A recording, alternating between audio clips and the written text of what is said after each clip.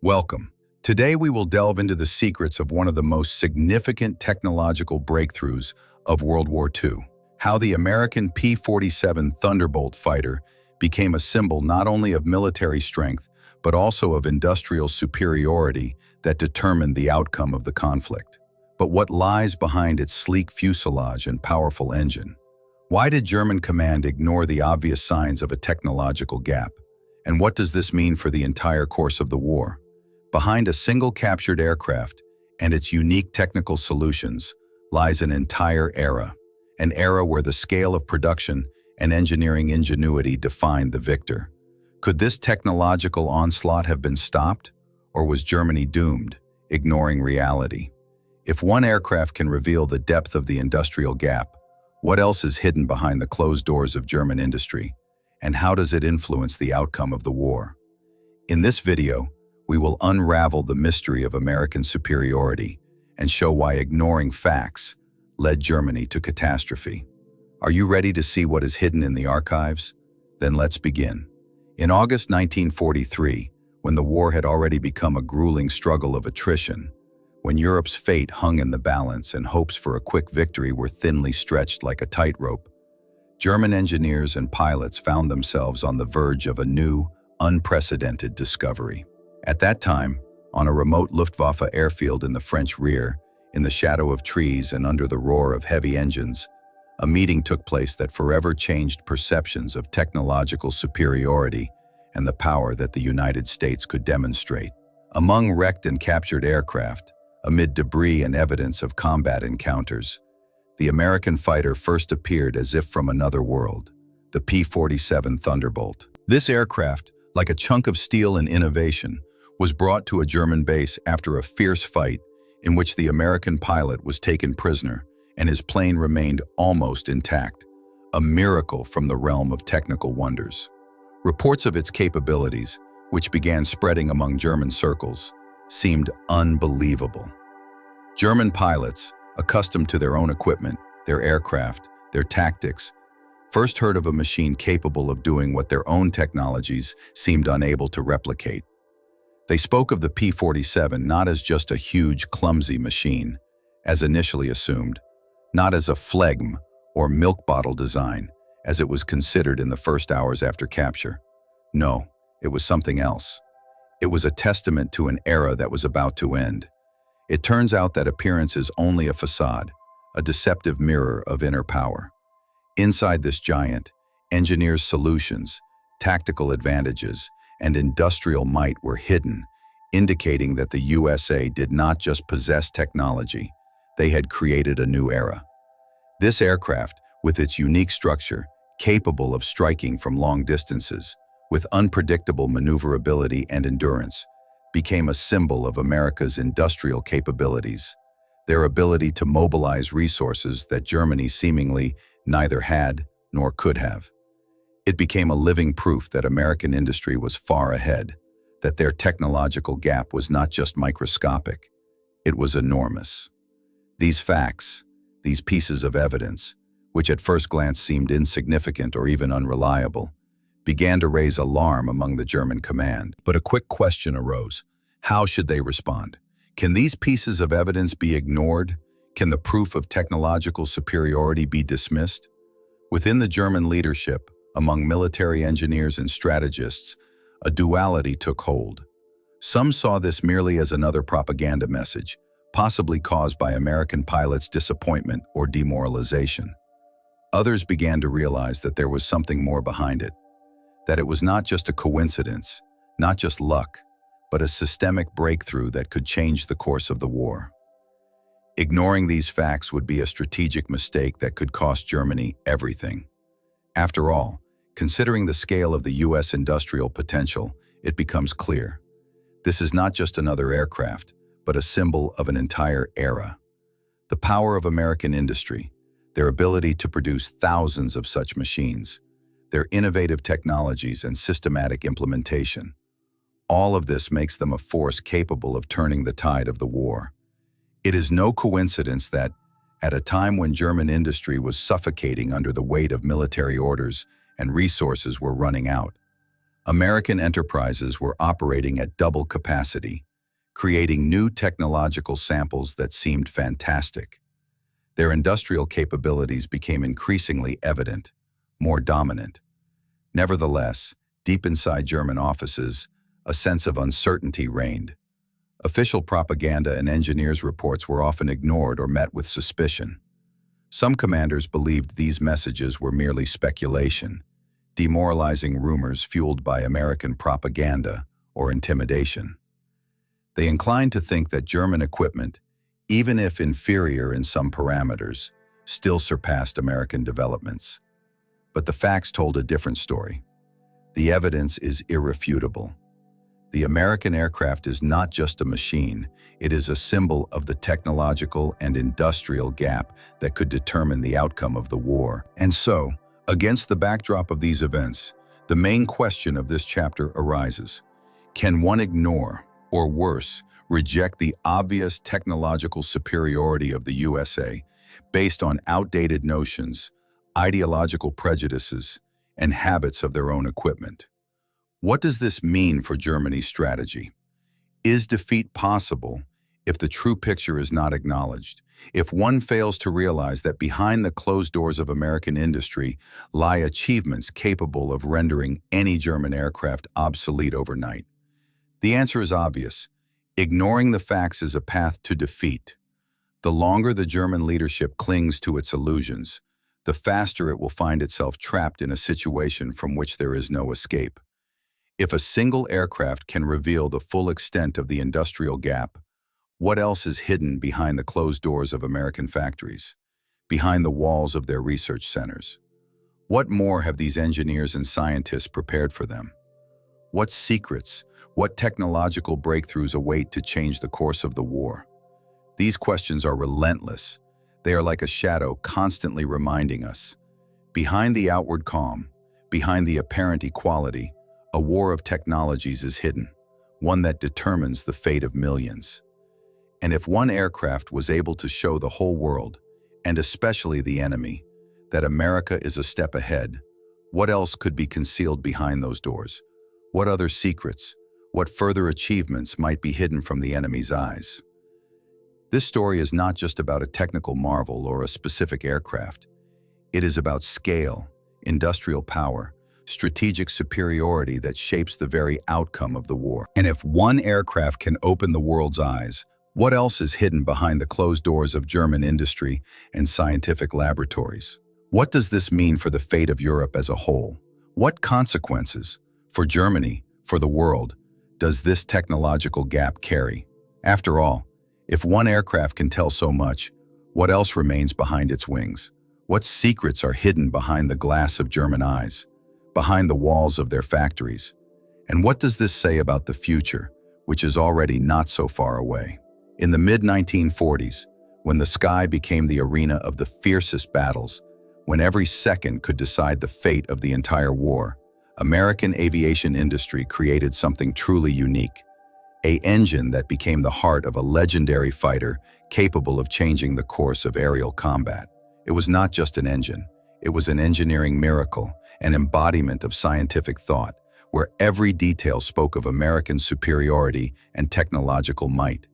And it is precisely its design, features, and unique engineering solutions that help explain why the American P-47 became one of the most formidable and effective fighters of its time. The discovery of this engine was a real sensation. The power declared in official documents could not leave anyone interested in aircraft manufacturing indifferent.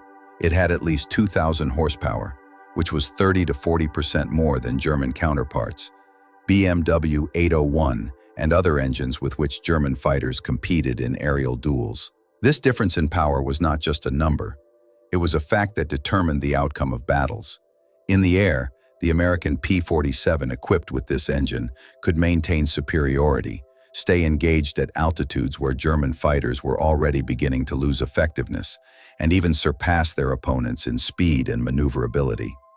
Majestic and powerful, it seemed to embody the spirit of American industrial might, ready for any challenge. But behind this figure lay an entire era of engineering solutions, inaccessible to German designers. The entire engine construction was built with exceptional precision. Each component, every joint, and every surface was made from high-quality alloys, specially developed to withstand extreme loads and temperatures. There were no signs of compromises, which were often found in German engines, where cost-saving measures and limited resources led to reduced lifespan and reliability.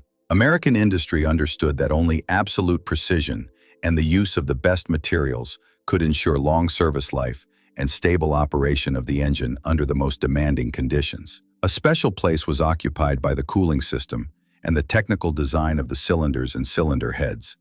Each cylinder head could be replaced individually and quickly, a revolutionary solution that significantly reduced repair and maintenance time. Such modularity was absent in German aircraft engines, where any intervention involved long downtimes and complex repair procedures. American engineers created an engine that could be fixed, literally on the fly, replacing individual cylinders or components without disassembling the entire unit. This was a crucial factor determining the fighter's combat capability during prolonged operations, where every minute could cost the pilot's life. A major achievement was the turbo-supercharger system.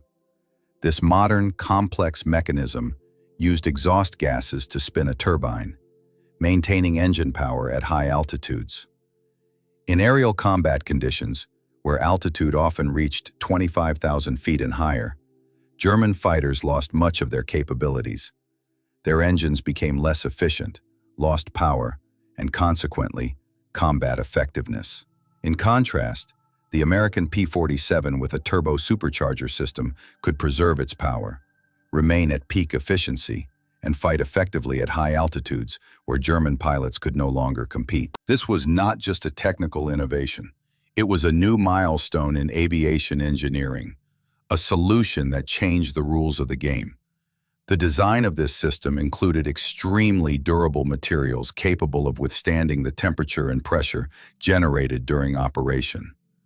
Precise engineering, complex mechanisms, perfectly matched components. All of this made the system reliable and long-lasting. German enterprises could not replicate such systems. Their technological level and industrial base did not allow for the mass implementation of such complex and precise systems. In Germany, where military production was limited by resources and technological progress was slower, such a system seemed an unattainable dream. Could a similar system be reproduced in Germany? That is a philosophical question. Analysis shows that despite its achievements, German industry faced limitations in material science, metal processing technology, and production scale. Creating such a system would have required not only new technologies, but also fundamental changes in production organization and, most importantly, in scientific approach. During wartime, when resources and time were limited, reproducing such complexity was practically impossible. American experience and scale of production proved decisive. Their industrial base, unified within a militarist strategy, allowed them to realize the most daring engineering ideas. Development, testing, and deployment all took place in enormous factories where every screw, every part mattered. And it is precisely this that explains why the American engine was not just a technical marvel, but a manifestation of systemic superiority, capable of ensuring dominance in the sky. The central question of this narrative is whether the German conglomerate, despite all its achievements, could have reproduced such complexity. Could it have created systems comparable in technological difficulty and reliability to the American ones? And if the answer is no, what does that mean for the outcome of aerial combat, for the fate of the skies, and for the balance of power on the fronts? These are questions that remain without a definitive answer, but their solutions lie in facts, evidence, and analysis of the capabilities both sides possessed. If the power and technological complexity of American engines are just the tip of the iceberg, then how could German engineers contend with this superiority? What strategies, technical and tactical solutions could have leveled this technological gap? Was it even possible for military art, despite all its cunning, to overcome such a technological chasm? Or did this very gap become the key factor determining the outcome of air battles? These questions, requiring deep reflection and analysis, lead to one conclusion: the true strength of engineering thought and its role in war. So, having examined the technical details and delved into the complex world of engineering solutions and technological superiority, we ask ourselves, where are the limits of human genius? And most importantly, what if German industry could, in theory, reproduce or even surpass these systems? And if the answer is no, what is the cost of that? The cost of technological backwardness, the cost of defeat in the air, a price that reflected in the fates of millions. These questions continue to haunt us. They make us think about how science, industry, and military art are intertwined in decisive battles. Because technology is one of the key factors determining victory or defeat, this chapter is not just a story about an engine, but a testament to how engineering thought can become a weapon capable of changing the course of history, determining the outcome of a war, and leaving a lasting mark on humanity's memory. In the vast and brutal war, where every second of flight could be the last, survival became not just a desire, but the only way to accomplish one's mission and return home. It was in this context that something phenomenal appeared among many aircraft, a fighter that could become a symbol of invincibility. Its name was P-47, a mighty American tank in the air, a legend that transcended technological boundaries and became an embodiment of combat resilience. But what exactly made it so? How can its unique ability to continue fighting even after being hit by numerous shells, as if struck by the cores of hell, destroying its fuselage, damaging its wings, and wrecking its structure, be explained? What secrets lay behind its massive construction, its internal design, and the philosophy behind its creation?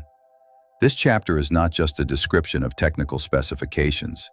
It is a deep dive into the very essence of reliability, into the spirit of a combat machine that proved to be much more than just a means of destroying the enemy.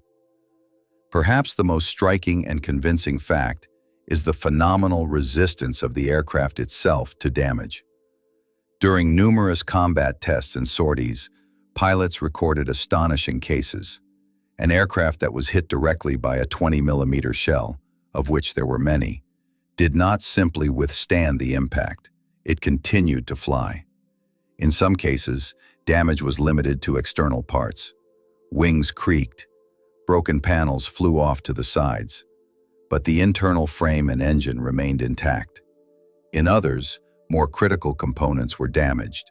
Several engine cylinders burned out, fuel tanks seemed shattered, yet the aircraft, like a living creature, continued to stay in the air, fighting against its fate, inching closer to the base with each meter.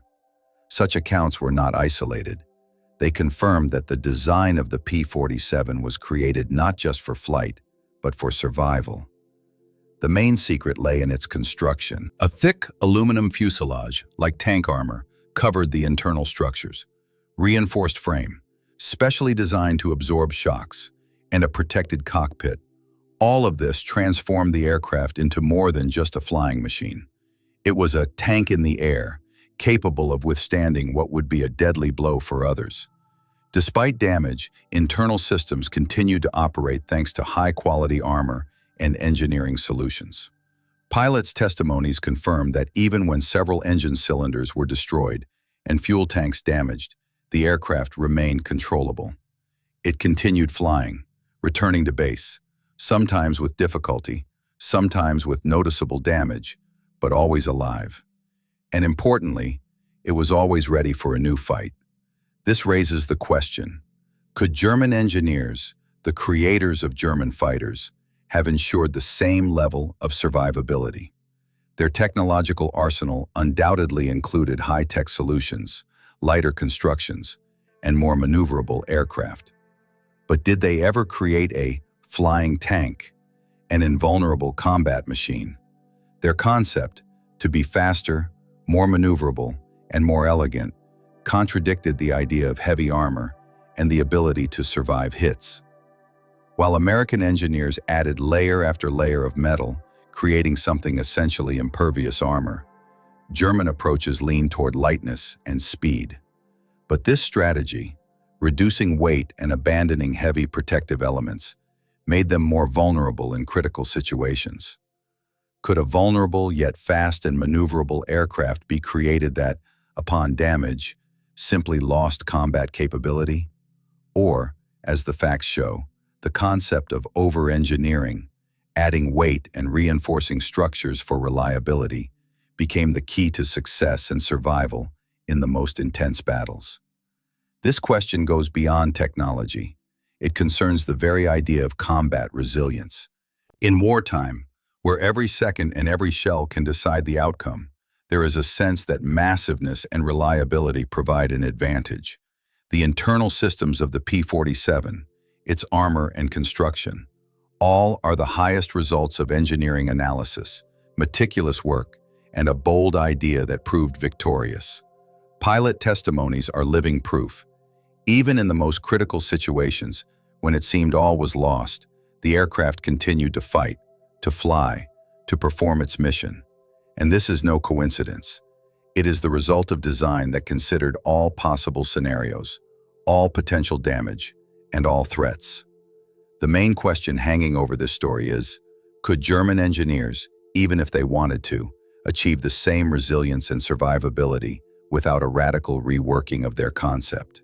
They had technology capable of matching American aircraft in speed and maneuverability, but could it have become equally invulnerable? Could a lighter, faster plane have been created that could continue fighting after being blown to pieces? Analysis suggests that, most likely, no, because the very philosophy of German fighter design was a strategy for a lighter, faster aircraft, not a tank in the sky. And perhaps this very difference was the decisive factor. Ultimately, an obvious conclusion emerges. The concept of over-engineering, adding weight and reinforcing the structure for greater durability, proved to be not just a technical choice, but a strategic advantage. Despite its excessive mass, this principle allowed the American fighter to become a symbol of invincibility. It demonstrated that in war, speed and agility are not always the most important. Sometimes, the ability to withstand a blow and continue fighting matters more. This became a lesson that forever changed the approach to designing combat aircraft. If America creates a, quote, flying tank, then how can Germany compete under such conditions? The question is not only about technology, but also about philosophy, strategy, and understanding the very essence of a combat machine. Time has shown that in the battle for the skies, in the confrontation of ideas and technologies, it is mass and reliability that prove to be key. And this lesson is not just about iron and metal. It is about spirit, faith in one's concept, and the determination to perfect every detail. That is the core meaning. In a world where defeats and victories are decided by millimeters and milliseconds, survival and the ability to resist damage become the true measures of strength. In this race for superiority, in this battle for the sky, the American P-47 became not just a prototype of reliability, it became a symbol of resilience, which continues to live in memory as an example that sometimes it is precisely over-engineering that holds the key to victory. In the early 1940s, when the world plunged into the chaos of global war, aviation technology was advancing at an incredible pace. On the front lines of the battle for the skies, where fate depended on the tiniest details, one of the most powerful and formidable weapons was the American P-47 Thunderbolt fighter. Its appearance was no coincidence. It was the result of meticulous engineering solutions, carefully thought out to ensure dominance in aerial combat. Among its many features, one stood out: the incredible firepower capable of striking the enemy with astonishing efficiency. This power was not just a weapon. It became a symbol of technical genius, a tool capable of changing the course of a battle, destroying any enemy plans, and annihilating any hopes of survival in the air. The armament of the P-47 was not just a set of machine guns. It was power embedded in a metal frame, capable of firing over 100 rounds per second. 8 heavy 12.7mm Browning M2 machine guns, each with 400 rounds, created a deadly storm. Imagine, every second, Every minute of combat, hundreds of shots, hundreds of bullets, each filled with destructive energy. In total, over 32,000 rounds ready to destroy any aircraft. This ammunition supply was not limited to short bursts or small reserves. It was an endless stream of deadly projectiles, prepared at any moment to turn the enemy into a heap of metal and debris. Rate of fire is not just a number. It is the living breath of a combat machine. More than 100 shots per second is almost a continuous stream of fire, turning the sky into a battlefield where every shot is a blow of fate. Such fire gave the pilot a unique opportunity to provide almost constant gunfire support, leaving the enemy no chance to evade. During a short burst, about 200 rounds, any German aircraft instantly became a target that lost its combat capability in an instant. Whether it was a small attack armament or a heavy bomber, the power of the P-47 was so great that destruction was achieved in mere moments. But the main point is that, unlike German aircraft often equipped with limited ammunition, the American Thunderbolt could fight longer without running out of bullets. Its systems were designed so as not to restrict the pilot in providing fire support. He could shoot as long as there were rounds, without worrying about reserves. This advantage in prolonged aerial battles, where every second counts, became decisive. The high mass and energy of the bullets allowed them to pierce the armor of German planes, destroying their structures and systems. In an instant, machine gun bursts turned aerial combat into a bloody show of destruction. And here arises the question: could German pilots withstand such fire? Could they, with only limited resources, endure the storm unleashed by the P-47? The answer is obvious: no. The evidence is irrefutable. German air forces, even the most prepared and well-equipped, could not withstand such an onslaught without losses. Their aircraft, designed for quick fights and short raids, lacked both the speed and firepower of the P-47.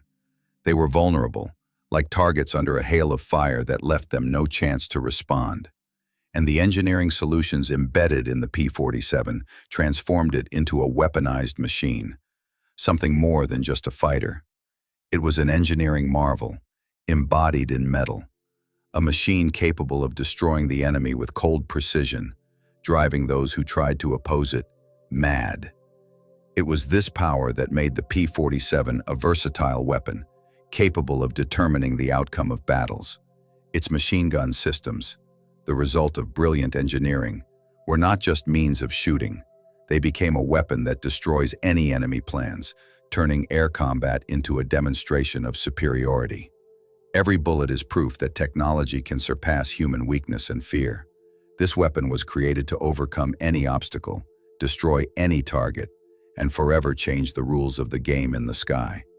And now the main question arises: can such armament compare to the capabilities of German aircraft? Can German systems, even the most modern, compete with this avalanche of fire, this power, this continuous stream of deadly bullets? The answer seems clear. German aircraft, although of high technical level, could not fight against this monster. Their armament was limited, their speed not so high, and their armor weaker. As a result, all attempts to withstand American fire inevitably ended in losses. And while one aircraft could literally, quote, break through the enemy's defenses, how should the tactics of German pilots have changed?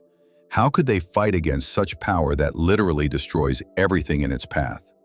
If one aircraft is capable of piercing any barriers, destroying the enemy with such precision and speed, then the logical conclusion is that tactics had to change radically.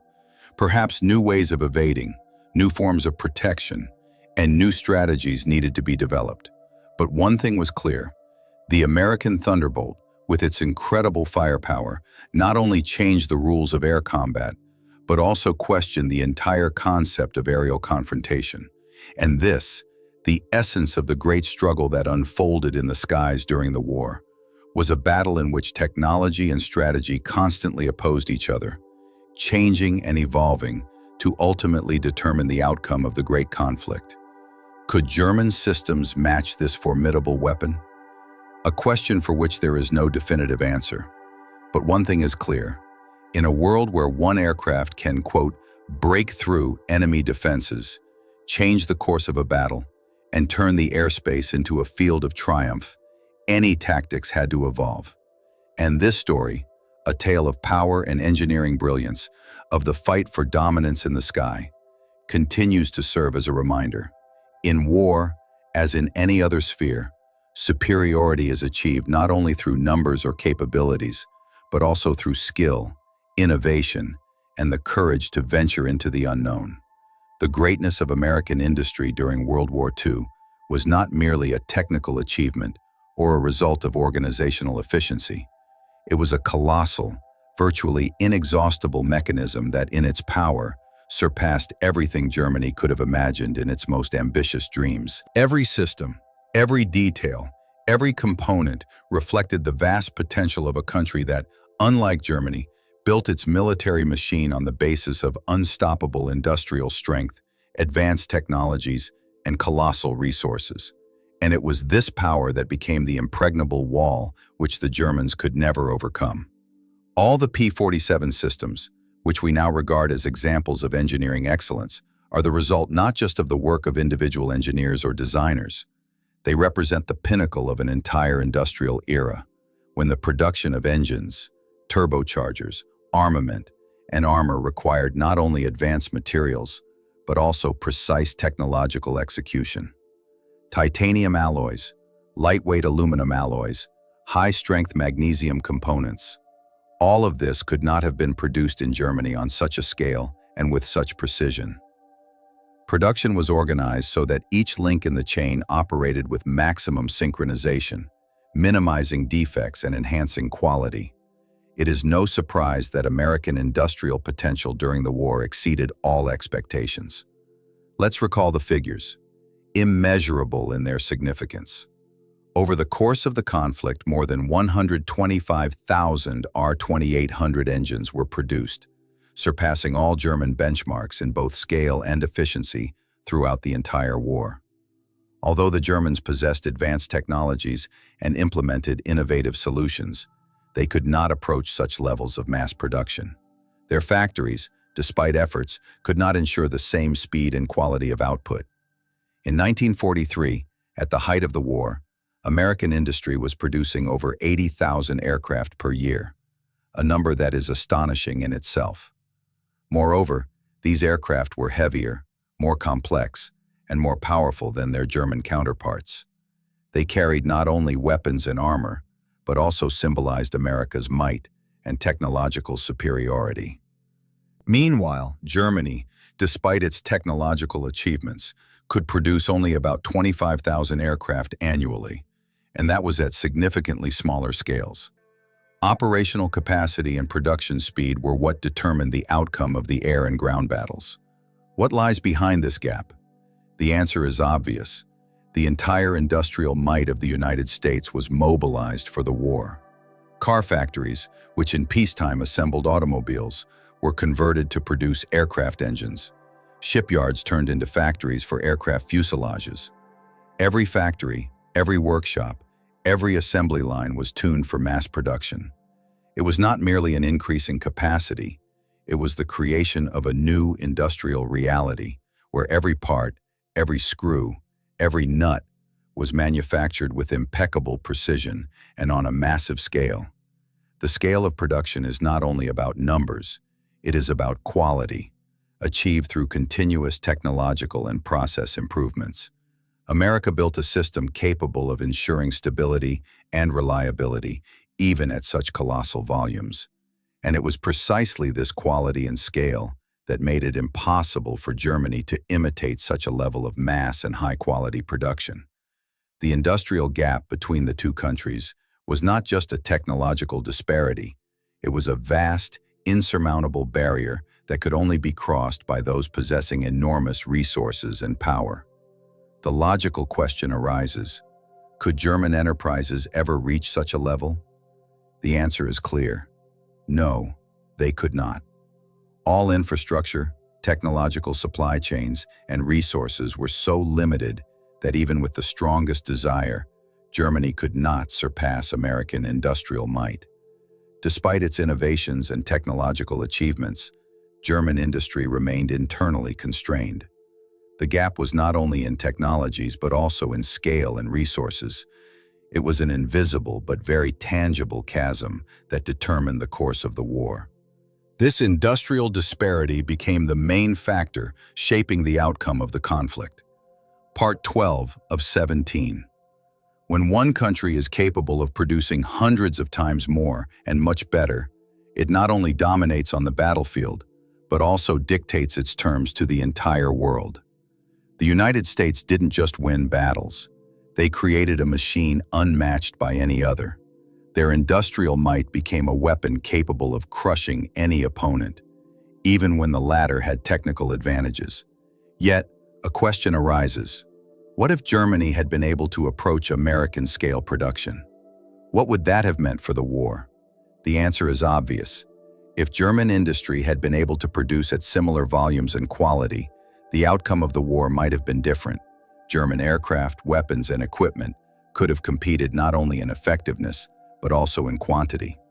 Battles on the fronts could have taken a different course, and perhaps Germany could have achieved a strategic advantage. But reality shows that this was nearly impossible.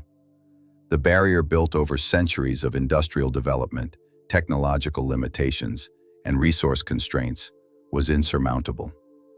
This industrial gap was not only a symbol of one country's capability versus another's incapacity. It was a testament to how scale, organizational strength, and technological maturity turn war into a struggle not only of weapons, but also of the resources behind those weapons. America, which at the beginning of the conflict seemed just one of the great powers, transformed into an invincible industrial machine. And this was a decisive factor in its victory. Ultimately, if industrial superiority is the key to victory, then why did Germany, despite all its technological achievements, continue to ignore these facts? Why did it rely so heavily on tactics, willpower, cunning, and strategic maneuvers when all evidence pointed to the fact that without massive resources and an industrial giant, victory was impossible? This question remains open, but one thing is clear.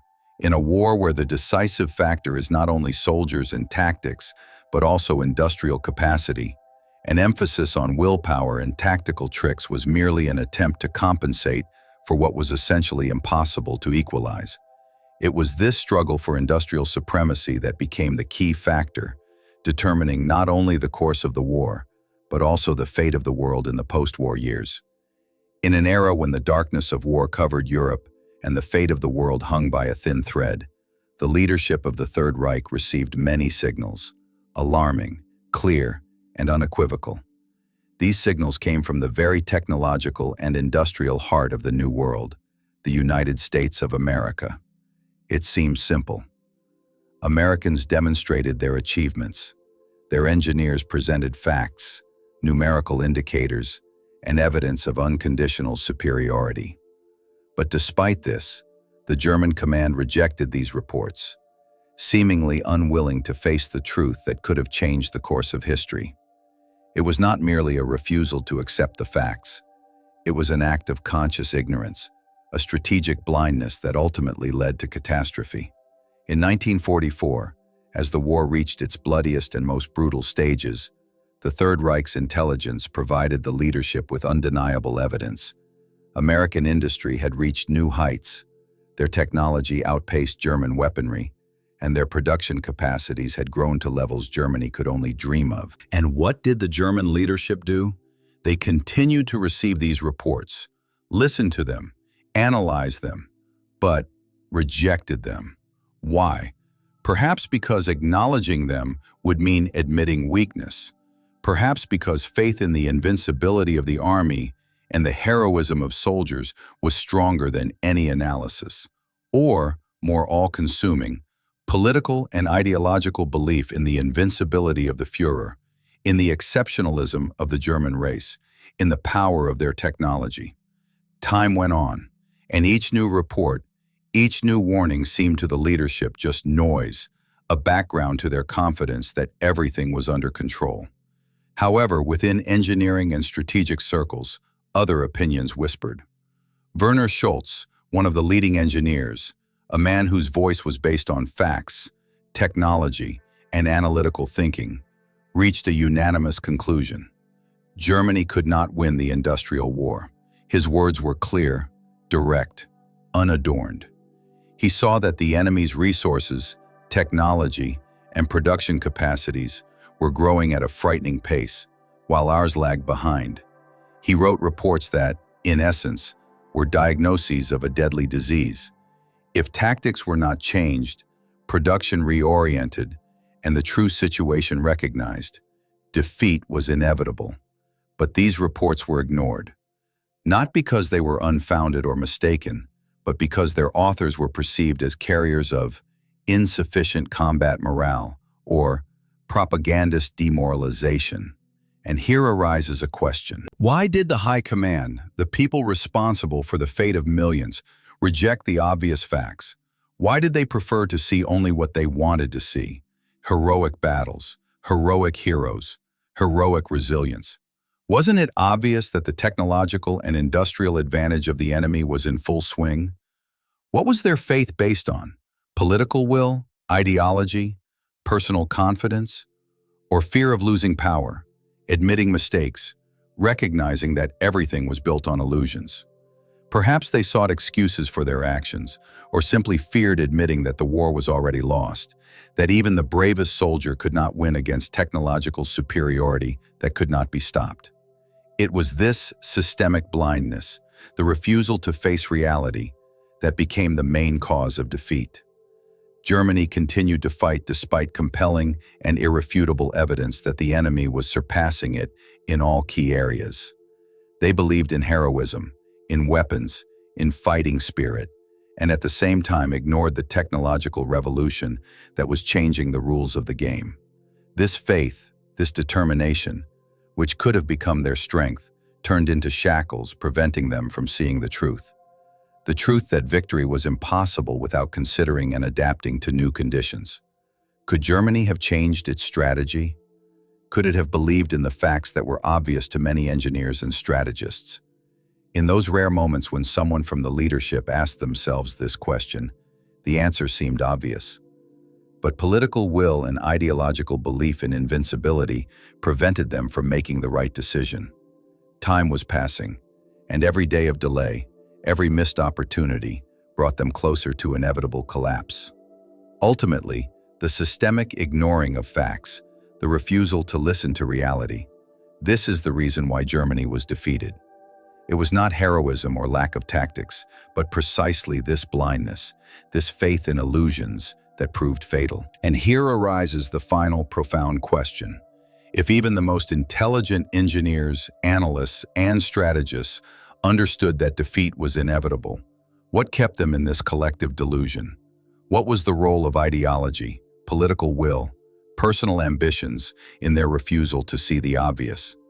Perhaps it was faith in a higher power, in fate, in Germany's historical mission, that prevented them from accepting the simple but harsh truth. Or perhaps it was the result of strict control and fear of the consequences of admitting mistakes. Ultimately, history shows that ignoring facts is not just a tactical or strategic error. It is a tragedy fueled by blind faith, illusions, and a refusal to accept reality. And the consequences of this tragedy, defeat, determined the fate of the world. The world we live in today is the result not only of political decisions and strategic alliances, but also of the relentless development of industry and technology. During the Second World War, which shook the entire world, these factors played a decisive role. And if we look closely at the historical facts, it becomes clear. Victory or defeat is not only a matter of tactics or heroic deeds.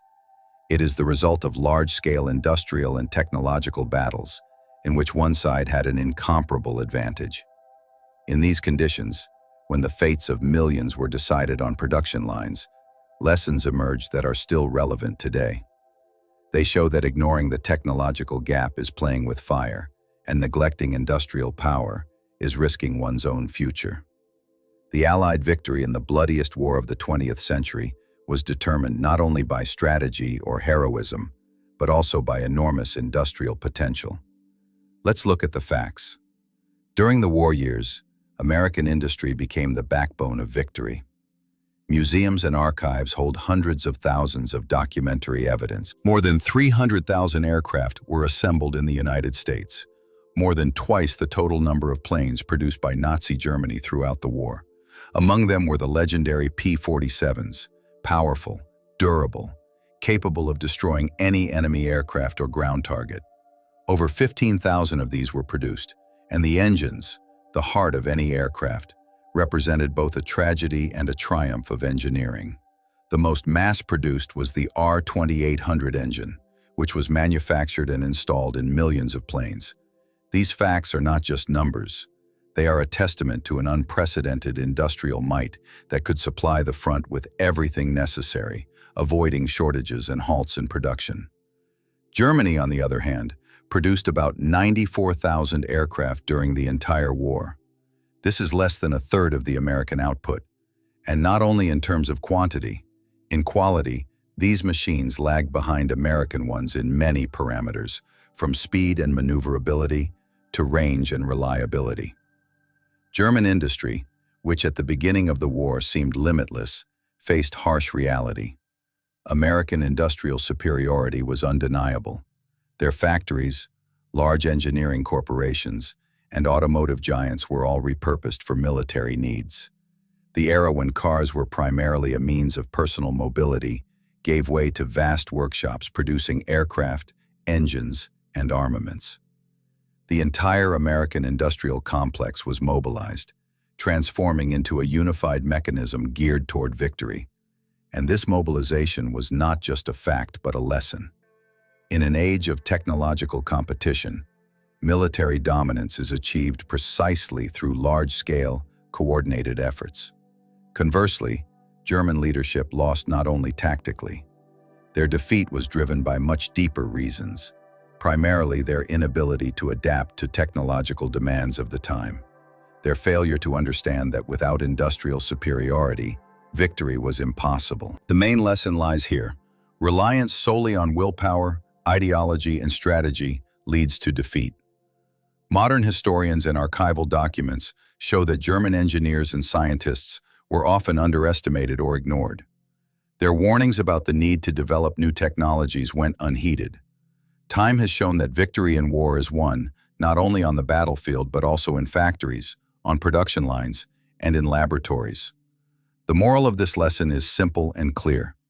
Ignoring facts and scientific data, relying only on will and ideology, leads to catastrophe. Could the tragedy have been avoided if German leadership had listened to engineers? These questions remain relevant today. Analysis suggests that many losses could have been prevented if the right decisions had been made in time. If German engineers had been given the opportunity to implement new ideas, and intelligence had provided timely and accurate data on the Allies' superiority, the outcome of the war could have been different. But fear, bureaucracy, and reluctance to change established schemes all played their part. Still, the final result is clear. The technological and industrial gap became a decisive factor that determined the victory of the United States and the defeat of Germany. This is not only a lesson of history, but also a sobering warning for the present. These facts, these proofs, these lessons are not just historical details. They shape our modernity, our strategy, our priorities. The question that looms over everyone is, can we, as a modern society, learn from the past? Can our states, corporations, and scientists understand that without technological superiority and strong industrial foundations, victory is impossible? After all, if one war showed that industrial dominance determines the outcome of a battle, current events confirm that competition in technology, innovation, and digital solutions is becoming the new battlefield. Today, the fight is not only for resources or territories, it is for minds, knowledge, and the infrastructure of the future. If in the past industrial superiority was the key to victory, today it is no less important, and perhaps even more critical.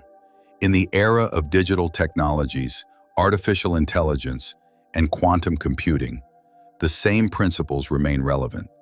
Whoever masters the latest technologies first will win the race for the future. And if we fail to learn lessons from history, if we do not understand that ignoring technological aspects means condemning ourselves to defeat, we risk repeating the tragedy of the past in a new, more complex, and more dangerous form. Because ultimately, history teaches us that technological development is not only progress and comfort, but also a tool capable of shifting the balance of power. The winner in this new war will be the one who more quickly, more intelligently, and more efficiently exploits the opportunities of industrial and technological superiority. This is the main conclusion that should remain in everyone's memory. In this struggle for the future, for dominance, and for technological sovereignty, the main emphasis is placed on industry, innovation, and science. And as history shows, the losers are those who underestimated the power of the industrial gap, who failed or refused to invest in technological development. These lessons are not only for historians or politicians, they are for everyone, because victory or defeat in the future will depend not only on military strength or diplomacy, but also on how prepared we are to invest in technology, how quickly we learn to recognize dangers and opportunities, and how swiftly we can mobilize our industrial potential. And in this lies the main meaning and the greatest challenge of our time. In the times when a single war demonstrated that industrial superiority determines the outcome, today we see that this truth remains unchanged. The only difference lies in the scale and forms. Battles are fought in digital spaces, laboratories, and on the production lines of the future. Those who ignore this fact today risk being left behind in a history that relentlessly moves forward toward new technological heights and new battles for the future.